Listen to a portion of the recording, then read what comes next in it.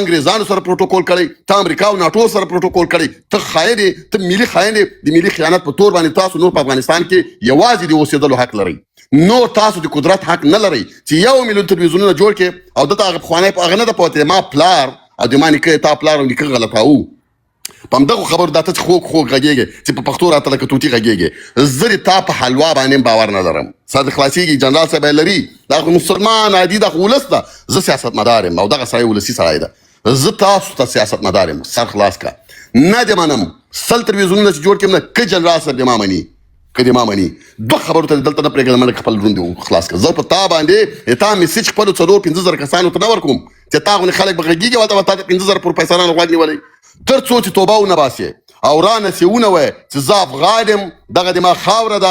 په افغانستان کې چې دغه پښتانه کومه فیصله کوي، زه په سر سترګو منم. که دا غږ هم دا اوس کوې 2 ساعته وغږېږه، که غږ نه کوې چې دا خاوره جعلي ده او پښتون چې د خلکو وشرمول او پښتانه راجګ شول ځانونه یې وشرمول او ته ما ته ما په اطاق کې ناست ما ته پښتنو ځانونه وشرمول. زه نصیحت ورته کوم چې نور ځان مه شرموه، دا خاوره د افغانستان جعلي ده او زه تا ته ناست یم غوږ مې درته نیولی. دې ته وایي حوصله. تا په اطاق کې دا خبره وکړي خلک لاندې غورځي، توهین ورته کوي، بد اخلاقي ورته کوي. تاسو پروفیسرانو په اطاق کې، مګر زموږ په اطاق کې کرارې ناست. زه فایضان صاحب پرون یو د لنډغرو یو لایف ته لاړلم، نو ریکویسټ یې راولېږه، مال خدا صبح دغه ما ته اکثر نه ښکاري چې لاړم. اوله خبره دا که تو قد دختر 13 ساله چرا عروسی کنی؟ عروسی کردی مال قد مادرت عروسی کنم؟ بیا راته وایي تو چرا قد دختر خورد هم بستری میکنی؟ مال قد مادرت هم بستری کنم؟ وسړی دا اوس کوم بحث ده؟ ته دلته ریکویسټ هم رالیږې، خپلې حجرې ته مې غواړې او ته خبره د 12 ساله او د 13 ساله کوې.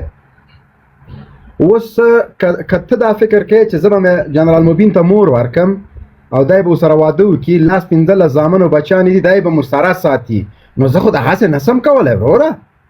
چې پردي اولاد د یوې ښځې دپاره وساتم، غاړ غړ سړي. نو دوی ته دا سوال ده. زه وایم که سالم بحث وسي عبدالله وروره، تاسو ته هم وایو د افغانستان ته دا ګوره دا تقریبا د ما تقریبا 95 کاله عمر ده تقریبا. ما د دا باچیانې لیدلي دي، نو دا داسې بیخي دراز او دروز چې د رباني حکومت موږ بل محمد خان کې بل حکومتو چارسیا کې حکمتیار ورته غومبر وهه، په پلچرخي کې زرداد ورته غومبر وهه، په قلاچا کې هزارګان ورته داسې کوه. هلته دوستم وروره یو ارګ یې نسو ساتلی. نو تاسو ته خو بعضې وخت مونږ سیاست هم در پرېښی، باچایي هم در پرېښی. بیا دغه امریکان چې راغله ګورې یوازې له پنجشیر نه تاسو 22 وزارته نیولي وو. بیا له کرزي سره هم 50-50 وایي، له عبدالله سره هم 50-50 وایي. دا هم ویلې امرالله صالح در راجیکسو که ما خدا نخواسته اگه یک موی کرزی تاوان میدید ما چی میکردم؟ چاپلوسی دی حد پوره. بل ورځ د کرزي غیبت کو، بل ورځ د عبدالله سره ولال د کرزي په خلاف، د غنی په خلاف، بل ورځ د غنی معاون سو، بیا عبدالله پسې خبرې کولې، بل ورځ ضیا مسعود مشاور چی شي سو فلانه. نو تاسو همیز دغه پایپ چلاک اچولی دا بیا موږ ته وایي تاسو په انسانیت نه پوهېږئ یا په حکومت نه پوهېږئ.